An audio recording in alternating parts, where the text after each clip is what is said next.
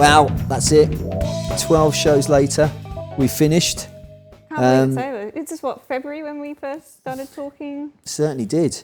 We started with those 2 pilot shows. Do you remember the very first one with Gavin Harrison with his socks? Yeah, you know what? I know when we were doing, I didn't know because it was the first one. I know neither of us actually knew where it was going to go, what to expect. Yeah. And when he brought out the socks, we were like, yeah, all right, this could work. I remember thinking, because it wasn't what I thought it was going to be, more like in show and tell, you know what I mean? People generally bring out, I thought they'd bring out like their drums or talk about their brand or something else. Not their personality. No. Yeah. Well, I think it was good because it showed Gavin like that. And then, of course, we did another pilot. We did 2 pilots to see how it was going to sit before we changed things. And I know you liked... The bike, Mike Richardson's bike. And Robin's Robin's story was exhausting. It was great, but it just was, just sat there, jaw dropped going.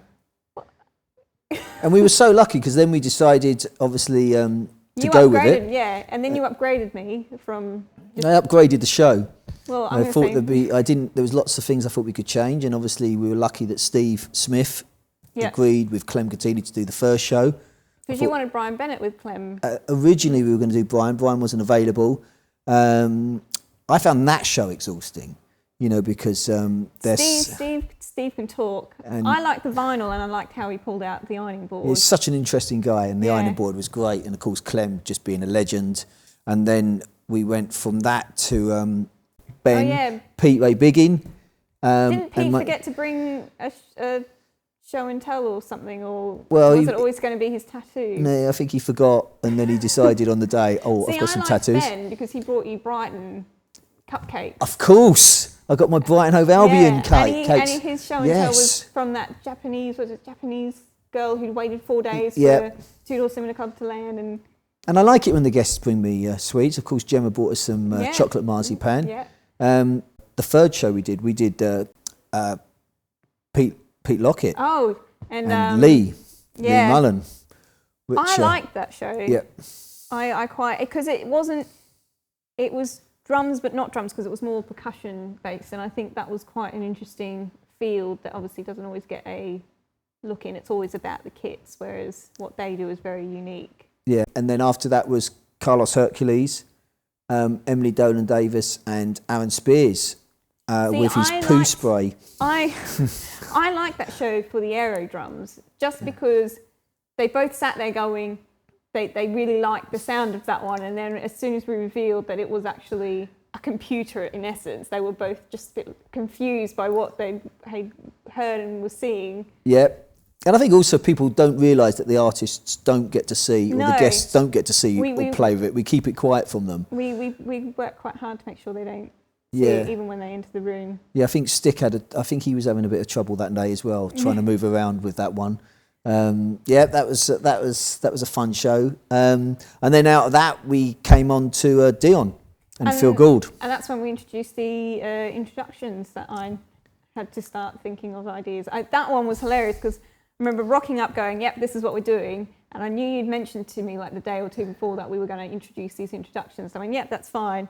And the next thing I was doing was getting out of Dion Dublin's, Mercedes? Whatever he had at the time. Whatever car he had at the time, Jaguar, going, well, this wasn't what I was expecting. And I remember just thinking, well, okay, this is what's happening. And well, that show, I liked that show for a couple of reasons. Number one, I genuinely liked the way that Phil Gould got emotional on the sofa. Well, it was to do with that England cap, wasn't it? Yeah, and vice versa. Dion was a big fan of Phil Gould, and knowing Dion very well and knowing his musical background. But most importantly, our cameraman and our director and our producer, James Cumpsty, was the first time we've seen him a little bit... he was a bit giddy. He was, when he was around Dion Dublin. And as soon as we were finished, he disappeared but came back wearing like one of his... Cambridge football shirts, and we wouldn't have been able to do the show without James. So thank you, James, and I'm glad we Jim all fixed it for you for that show. So anyway, that was a great show. And then where did we go after that? After Dion and were they the morning? They were the morning. Yeah, that was the morning show. So then the afternoon after Dion was Gary Powell and.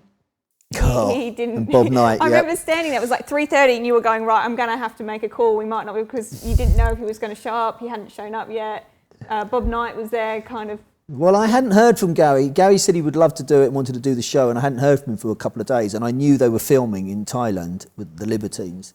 And of course, then Gary just rocked up and everything was fine. He just walked in as if he wasn't not realising that actually everyone was sitting there going, oh my God, what are we going to do? I think Gary was really actually very together as well, which was more together than I expected him to be.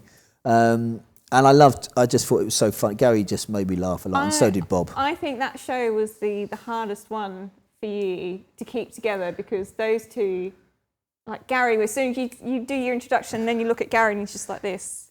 And that immediately, I think, just set the tone for the show, where it was just like... This is going to be chaos. I didn't even get involved. I just thought, Mike, that's your problem. I just sat there quietly, enjoying you trying to control these two guys on the sofa. I have to say that was a very interesting show. I think at the end of it, you fell back in your chair, like breathing heavily, going, "Oh my God!" And then we moved on to Steve Forrest. Yep. And Dexter Hercules. Dexter, who had a nap on the couch before we started. He was very tired. He'd had a late night the night before. Dexter, young lad. Well, both of those lads I've known for a long time, but Steve was meant to come to one of our pilots and he didn't.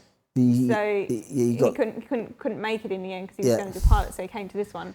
I liked this one because he obviously has a lot of tattoos, and actually he is a tattoo artist, which I know, you look at him and think, well, yeah, he likes tattoos, but the fact that he's an artist as well isn't something you would really think be associated. But yeah, he seems to, and he has that mechanism he brought was quite cool. Yeah, it was very good, although he did forget it at first. Yeah. You had to remind him to go and get that one. And then, of course, then we had Brian and Ralph, again, two guys I've known. See, I liked that show. I really enjoyed that one. I thought the stories and, Ralph talking about Royal College of Music, which I know he's fond of. And I've known Ralph since the Olympics, so, and Brian had some great stories. And an OBE. Yeah, and an OBE. I mean, and we a Novello Award. Yeah, we haven't had guests, and, wrote Summer Holiday, so we haven't had... and then, of course, we had Ash and Ian, which was really nice. It was good to see a little bit of a background into the world's greatest drummer, which I quite liked. Yeah, because it's not something you kind of see it every year, and I never quite know what's going on with it every year, but it was nice to actually see how it came about and the importance of why we have that event. But Ash's thing with the voice was really interesting as well, particularly for the fact that they have to do like 120 songs. And then, of course, the last one, which for me was the one that was the hardest, because I just knew that was just going to be...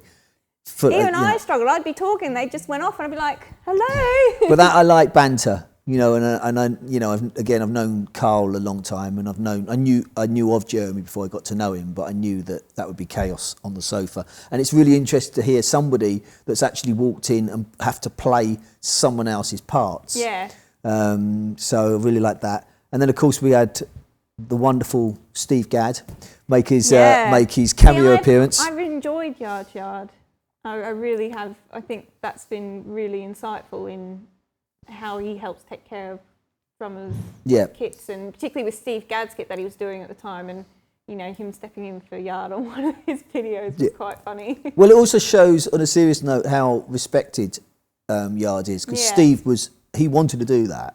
He spoke to me about doing that and wanted to do a thing for Yard, and they think a lot of him, and so I've got to say I really enjoyed that. And of course, and now we've got to think about some new plans for 2016. Hopefully, we're going to shoot the first ones in America. Quite excited. Well, I'm sure you are. Will your body cope with the suntans, or will you be okay with that? Yeah, I'm an Australian. My skin is naturally used to being tan. If anything, it can't cope with the UK paleness. Okay. Well, do you think the Americans will get us? They'll get me, not you. Okay, fine. Well, it's been great. Like I said, there's been so many people involved behind the scenes. Even like all the guys coming in and set up kits and swapping them over. Bell Studios, Tom at Bell Studios, it's been great. It's been great fun. It's been hard work, I have to say, and us learning new skills. Okay, well, thank you very much. Go back and check out the other videos, and we will be back in 2016. So we'll see you then. Da, da, da, da, da.